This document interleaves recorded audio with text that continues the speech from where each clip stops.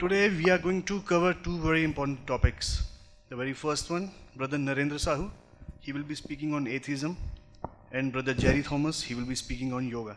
Now coming to the very first topic, let me tell you something. Last night I went out for a dinner with my family.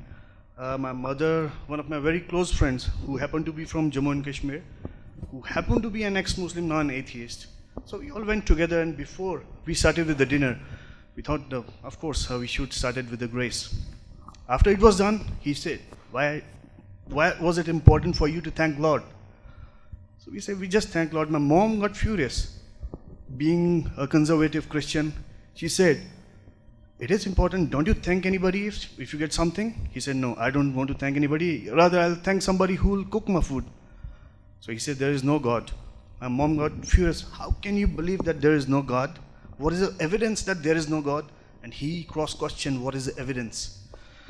So actually today what Naren will be speaking will be very similar questions that come to our mind, come to us in our offices, in our schools, wherever we work. Questions such as, what is the evidence of God? Does God exist? Or if God created this universe, who created God? Now, before I start with this program, let me tell you something. First of all, your cell phones, like Brother Rolvin already informed you, please switch off your cell phones. After every session, that is the first session after Naren's, there will be a question answer session. So we have volunteers who will hand you over the question slips, and if time permits, it will happen, or else after the end of the session, that means after Naren as well as after Jerry's session. Now coming to Naren, who is a very good friend, a brother in Christ, a family man and an apologist, who has been involved with lots of public debates, public discourses, and his field is theoretical physics as well as evolutionary biology. So without wasting any further time, I would request Brother Naren to take the mic. All right, I hope you can hear me. Audible, all right. Thank you so much for coming. I know it's the weekend. Everybody wants to rest and do something else at home, sleep or whatever, but you are here. So God bless you for your time, and without further ado, let me just start off.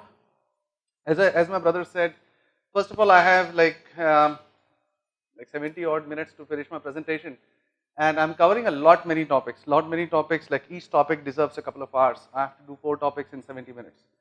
So I'll just be touching on the topic and I'll be moving on. If you feel that there are some questions, please do fill up the question sheet and give it across. I'll try my best to answer it. Okay, anyway, so today's topic, one of the very important points that confronts society, if I may say, and no, it is not the demonetization cash crunch, it is pertaining to atheism. Now, India is a very religious country, by default it's a very religious, thousands of gods. We are not lacking any gods over here. And what happens is that, maybe if I remember 20 years back, there used to be, religion was at a high, in the sense everybody I knew was religious in every aspect. It could be Hindu, it could be Muslim, it could be Christian. Nowadays, with the new generation that is coming up, if you ask anybody, youngster mostly, and I speak to so many of them, if you ask them, you think there is a God? Most of them would say no, and some would say perhaps. It's very rare in today's world to find youngsters who truly believe in the existence of God. And that's what brought us to this topic over here. In this, I'll be summarizing what has been my experiences dealing with atheists, the questions that I myself, being from the field of science, jostled with, and what could be the possible answers. First thing, so we meet to discuss the same thing. Is there a God? And if yes, what is the evidence for it? If there is a God, then why is there so much suffering and evil in this world? And who created God? And evolution disproves God. All those things we'll be covering in not much detail. I'll try my best though. Now, the definitions, before I get into it. Atheism is made up of 2 words. It's a Greek word, theos, simply means, theos means God, is the negative of the noun. So no God. So atheists are simply people who make the assertion that there is no God, or somebody nowadays has even improved on it and say that we have no faith in the existence of God. That's a more philosophically accurate statement. Then there is naturalism, which many people use interchangeably with atheism. There is a slight difference. Naturalists believe that this nature is all that there is. That's what atheists believe. But atheists can also believe in the existence of spirits, ghosts, all those things, but they simply don't believe that there was a creator, there is a almighty perfect being. Naturalists do not believe in the existence of ghosts and spirits and all those things. So most atheists by default that I meet nowadays who call themselves to be atheists are naturalists. Then there are agnostics. Gnosis is again a Greek word which simply means to know, knowledge, gnosis. Agnostics simply means I don't know. So these are agnostics are people who simply say I don't know whether there is a God or not. And there is this last but not the least criterion that I have seen nowadays, which is apatheist. And this is very prevalent nowadays. And many people who call themselves as agnostics or atheists are simply apatheists. It's simply that I don't care whether there is a God or not. It's as simple as that. So, before I start, I would like to clarify my position. This is a bit tough for me, but let me clarify. I don't believe that the universe is 6,000 years old or less than 10,000 years old. Many churches believe it, people believe it. I don't believe it for the simple reason being there is nothing in the Bible that says that the earth is less than 10,000 or the universe is less than 10,000 years old. So again, I'm not trying to bend the Bible to support science, but simply speaking, there is no evidence in the Bible. So where the Bible is quiet, I'm quiet. Where the Bible speaks, I speak. Secondly, I come from the Judeo-Christian worldview in a God beyond the physical realms and not a local territorial God. So there is, you may say, okay, this religion believes in God of fire, God of air, and I don't believe in that. The belief I'm coming from, that's my position. So in case somebody is coming up with questions, I'm telling you where I stand. Because many a time, people come up and say, come on, Christians, you believe that the universe is less than 10,000 years old. No, I don't. The Bible doesn't. Secondly, I believe that God is beyond the universe. He is above, beyond this universe. Now coming to the four horsemen of atheism, you must have heard these names, at least Richard Dawkins, the most famous of them, the four horsemen who brought about the, enlightenment for atheism. They are the four poster boys for atheism. There is Richard Dawkins, Sam Harris, Christopher Hitchens, a nice guy I believe, who is now deceased, and last but not the least, Daniel Dennett. Now, I have had many a few, well-meaning atheists and so to say that these are all scientists and they believe there is no God. So let us get into what they have to say and what the science actually have to say. Now, I remember, this is something interesting. I invited somebody from my office, he's just on the way, just calling me, he saw me on the phone.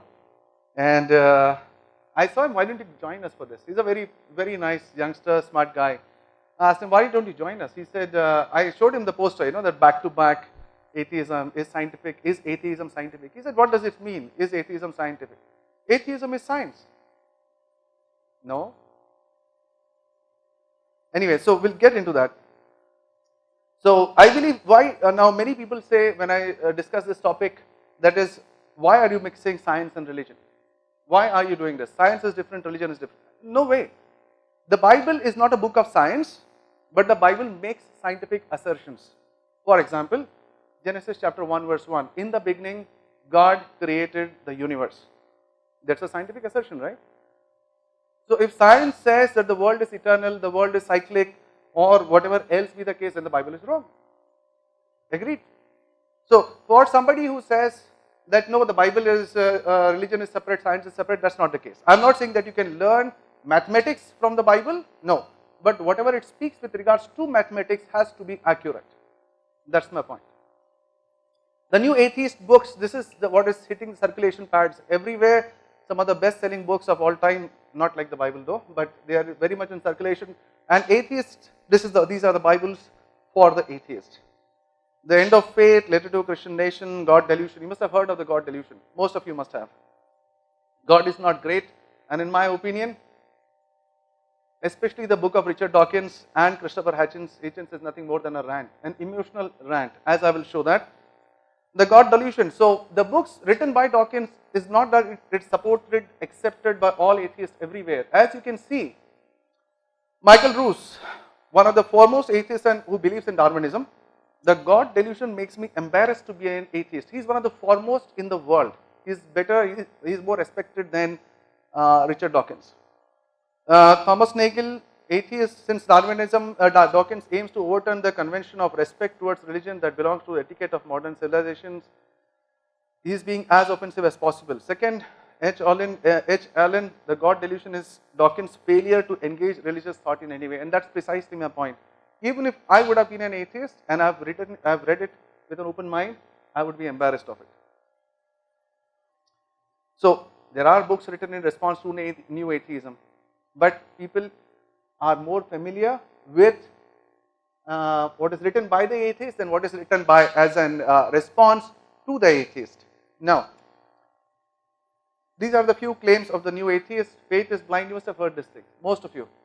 Atheism is not a religion. That's what they say. Atheism is not a religion. We are neutral. We are science-based. You heard these things? Yes.